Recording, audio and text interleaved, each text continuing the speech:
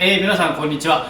私ですね、大阪の北新地で、楽水というちょっとへんてこな中華料理を作っております。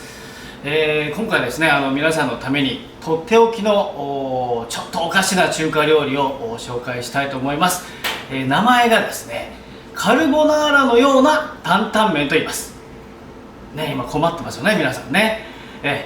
どういうものかというと、カルボナーラの作り方をする担々麺です。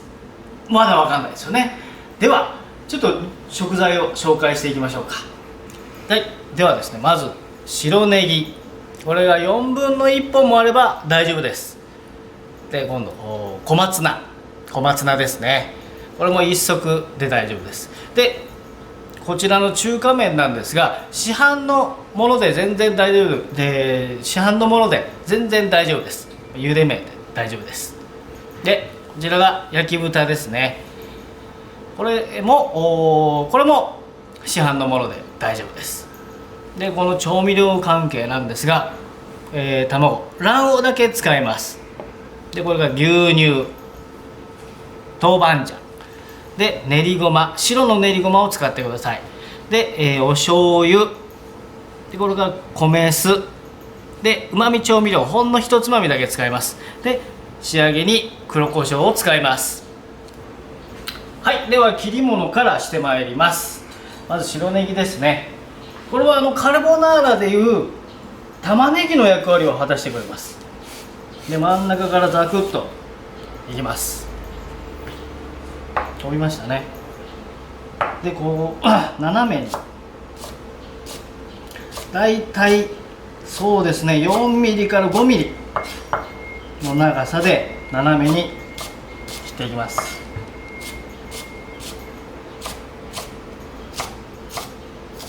はい、できましたね。で、もうネギ返しておきます。で、小松菜です。よく洗ってください。で、これも大体そうですね、目安としたらこの長さに揃えるような感じで、ね、この白ネギの長さに揃えるような感じで切ってください。はい。で、茹でる時にですね、茎から茹でていきたいので、茎と葉っぱの部分と分けておいた方が丁寧かもしれません。では続いて焼き豚です。これはカルボナーラでいうベーコンの役割を果たすところですね。はい、これも大体そうですね、7ミリぐらいでしょうか。こちらはベーコンをこう贅沢に入れるような感覚です。はい、切り物はたったこれだけです。はい、ではですね、切り物が終わりましたので、担々麺の元となる調味料を作っていきます。で、まず卵黄ですね。卵黄を取り出します。白身は別に分けます。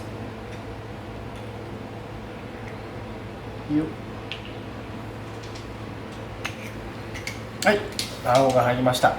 で、そこにですね、牛乳です。担々麺に牛乳が入るんです。牛乳入れます。で、卵黄を潰します。しっかり潰します。潰しました。で、今度は練りごまです。練りごまが入ります。ちょっと担々麺の要素が入りましたね。は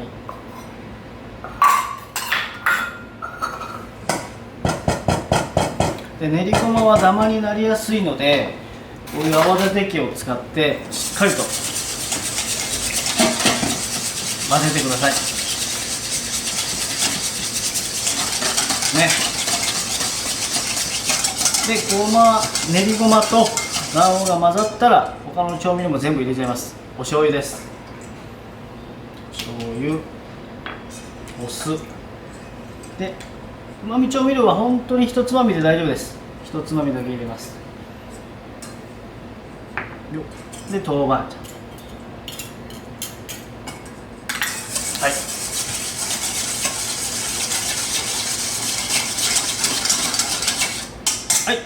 で担々麺の調味料ができました。じゃあ続いては加熱調理の方をしていきましょう。鍋をまず熱しますが、これ2つのことを実は同時にやることになります。だからパスタを茹でながらソースを作るような感覚ですね。まず、お湯を沸かしてください。でこちらでですね、中華麺と、さっきの小松菜を茹でます。で茹でながらこちらで担々麺のソースを作っていきます。はい、それではですね、鍋が、温まりましたら、こちらにサラダ油大さじ1ぐらいですかね、大さじ1入りました。そちらにですね、ネギです。ネギが入りました。でネギは焦げやすいので、そうです、弱火と中火の間ぐらいで大丈夫です。よく香りが出るように炒めていきます。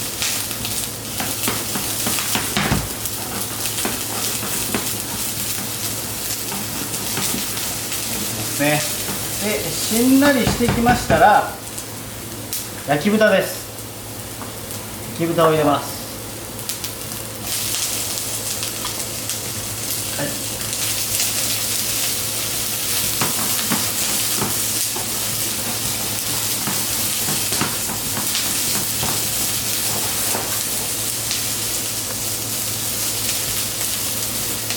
い、焼き豚も焦げやすいので火加減には気をつけてください。弱火と、中火の間ぐらいで大丈夫です。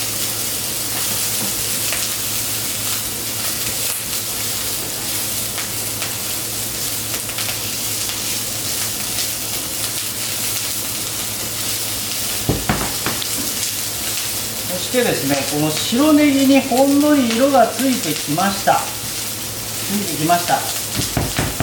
はい、ついてきました。でここにお水です。だいたい 100cc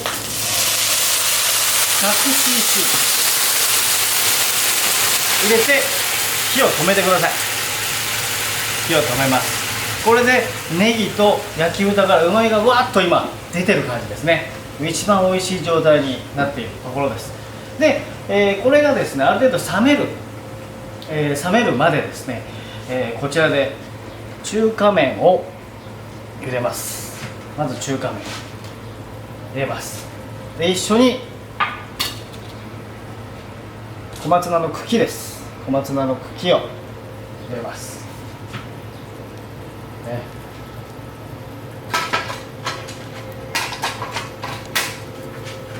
でもほぐしていきます。こうほぐれてちょっと温まる感じなのでですね、1分もいりません。1分もいりませんよ。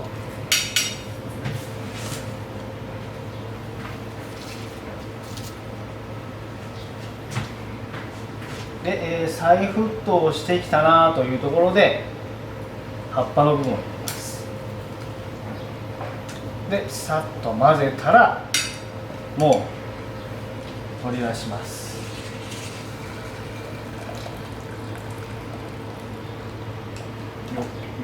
よっはい、ではですね、麺と小松菜が茹で上がって、このネギとチャーシューが今炒めてるところですね。で炒めて少し時間が経ったのでこう今少しぬるい状態です。そこにですね、先ほどの麺と小松菜をラッと入れちゃいます。入れちゃいますよ。はい、入りました。ここまでの工程は少しカルボナーラと似てると思います。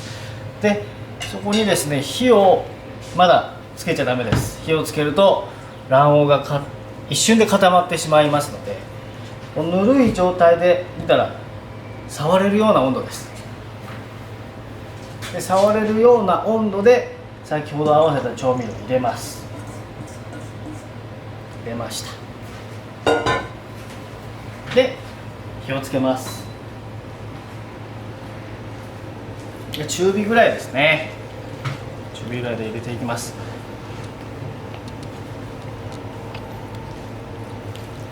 どうでしょう、ちょっと担々麺に見えますね。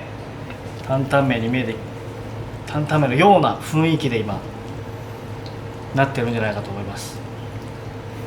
でこの鍋のですね、横のところから沸騰してきますので、それを中へ中へこう入れていくような感じですね。ですのでゴムベラなど木ベラなどがあると非常にやりやすいです。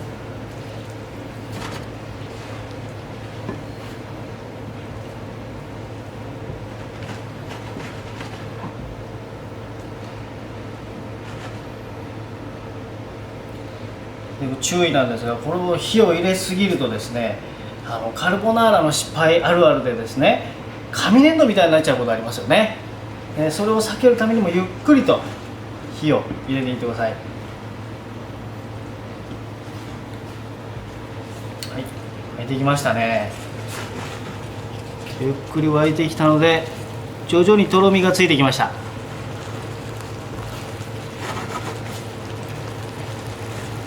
できましたね。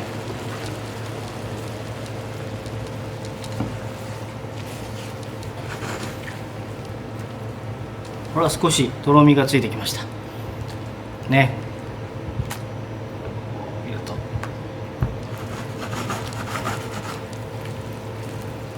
ついてきて外側が固まってきますので、外側の分を中へ中へ入れていくような形です。はい、でこのとろみでほら、ちょうどカルボナーラのとろみのようなものができましたね。はい、これで完成です。じゃあお皿に盛り付けていきます。はい、では盛り付けていきます。よいし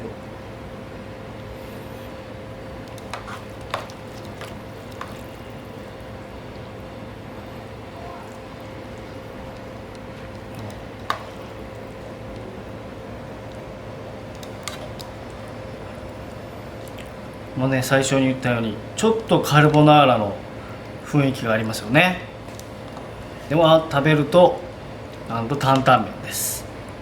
もうね、最初に食べると結構混乱するんで、その混乱も一緒に味わっていただけたらなと思います。